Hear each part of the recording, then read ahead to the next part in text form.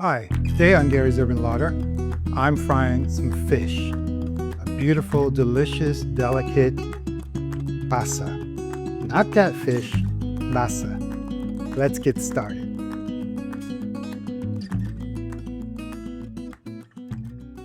I'll take you through the ingredients for our seasoning mix. We have salt, equal parts black and white pepper, equal parts onion powder and garlic powder, paprika and cayenne pepper. I'm using smoky paprika, but you could choose to use sweet, dried mustard powder, and a secret ingredient, which is ground sumac. Adds a nice citrus element to it. So I'm just going to combine all of these together into our bowl. Now, if you want to go to my website, garyurbanlarder.com, and you'll find a full list of ingredients and the recipe and method. So I'm just going to combine those. I'm not forgetting my salt.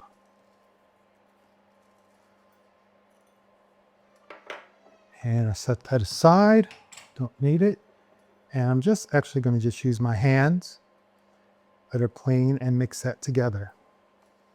Now before I go any further, I have our cornmeal and flour mixture. And that is a mixture of the cornmeal, the flour, teaspoon of baking powder, some salt, and that's just whisked together. And I'm going to add roughly half of my seasoning to that and just make sure that gets mixed through. You always want to season your dredge and just give it a little taste. Oh yeah. And get that flavor. I'll set that aside. And I've washed, drained, and patted dry our fish. Now, you could use this for catfish just as easily as the basa. And I wouldn't be afraid to try it on tilapia, anything that you typically use. I mean, it's just my blend of spices. And probably it's somewhat familiar to a lot of you. But I wouldn't worry if you can't find the sumac.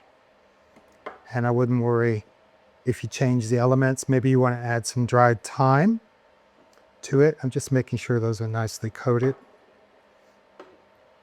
So we're just going to let that sit there. And I'll finish with the rest of them. Underneath. I have to be economical with my space here, but not with our seasoning. Oil is heating up and it will get to 350 degrees Fahrenheit. And what is that? About 175, 180 Celsius. Right.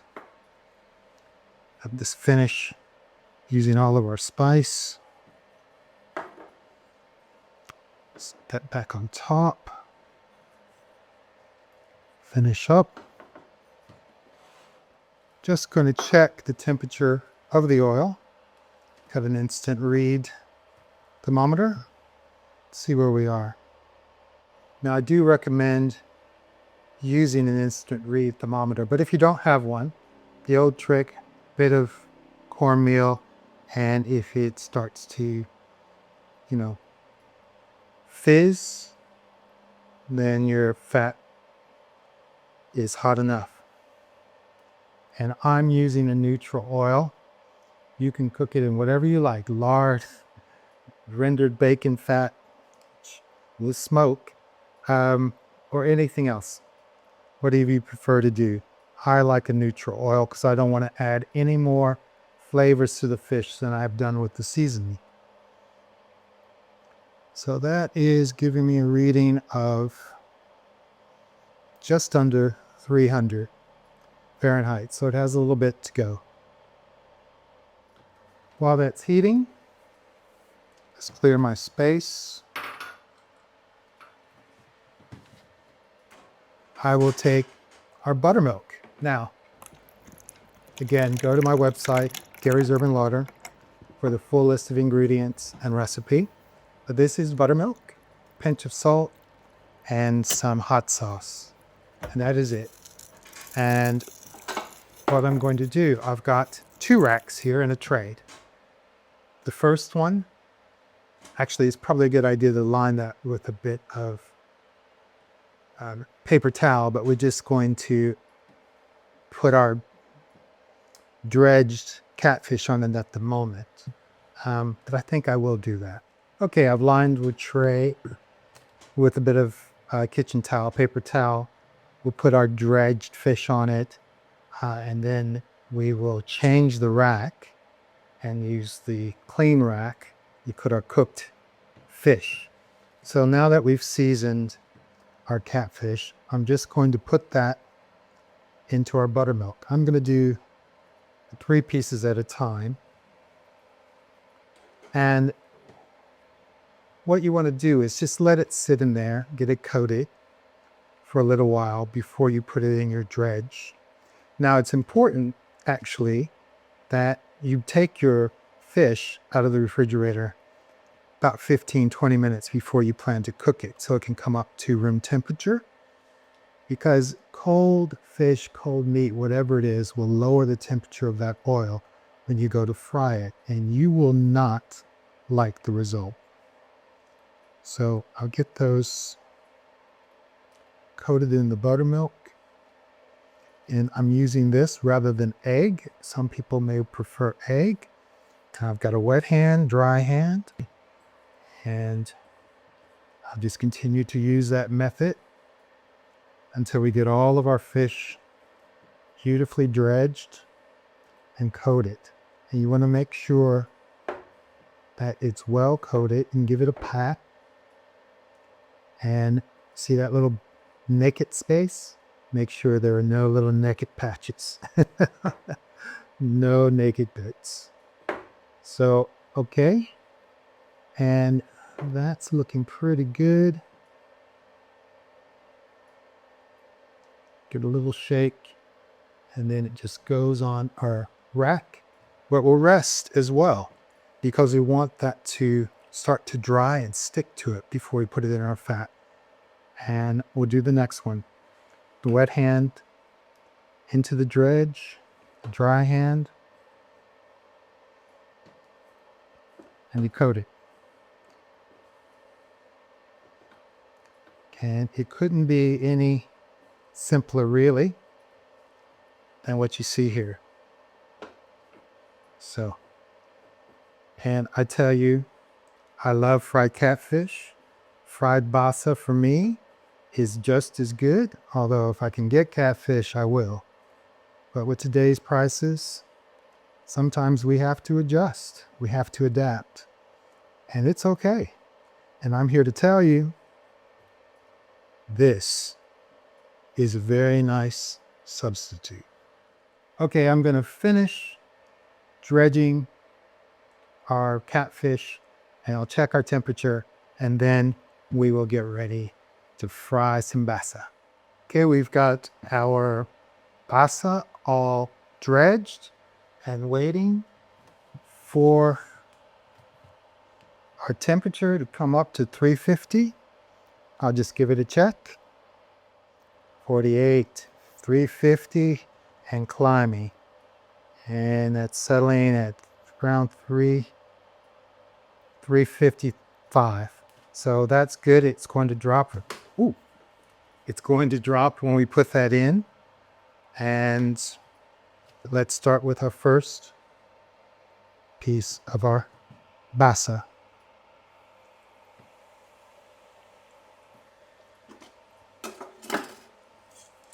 And I just want to make sure that's in the fat. That's good. And I'm going to do 2 pieces at a time. And there's the second piece. And that's going to take about 4 to 6 minutes. And about halfway, I'm going to turn it and check it. The great thing about frying in a cast iron skillet when you shallow fry is that it really holds the temperature well. So I'm just going to check again and see where we are.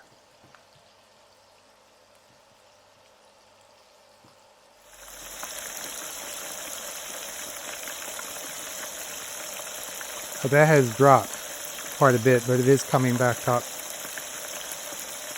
to temperature. That's again why you want to make sure your fish, your buttermilk, everything is at room temperature. You want to keep this fat as hot as possible.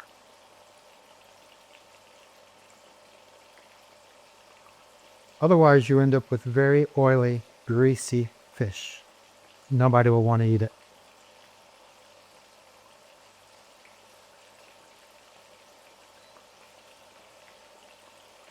Just increasing the temperature a little bit just to make sure that we can get the right fry for our fish. So I've just turned over our basa, our fish, and check the temperature again, and it is holding its own. So I'm very happy. So I'll go ahead and get all this fish fried up, and I'll check back with you. See you in just a moment with some beautiful, delicious fried basa. Okay, we have finished frying our basa, and I'm just, little dressing of some parsley on there. Always makes it look good. I can tell you, it smells delicious. It smells as good as it looks. So, last piece. Oh, that came apart. That's how tender and flaky that is. Look at that. Isn't that beautiful? The only thing now left to do is to taste it. But I'm going to need something, and some of you may recognize a couple of slices of white bread and some hot sauce. And I'm going to take that broken one. I'm not mad at it. Look how beautiful that is. A little hot sauce. Okay, I've cleaned up. I've plated up.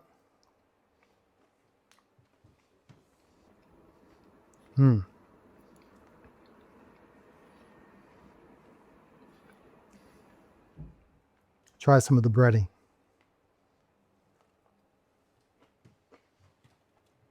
It's got that crunch. Just what I love. And with these two slices of white bread, it reminds me of childhood memories. Well, thank you for joining me today at Gary's Urban Larder. If you enjoyed today's recipe, give us a thumbs up. Subscribe to the channel if you're not already a member. And remember to ring that notification bell so you don't miss a single episode. And finally, please share this video with your friends and help build our community. It really does help the channel out. Well, until next time, bye-bye.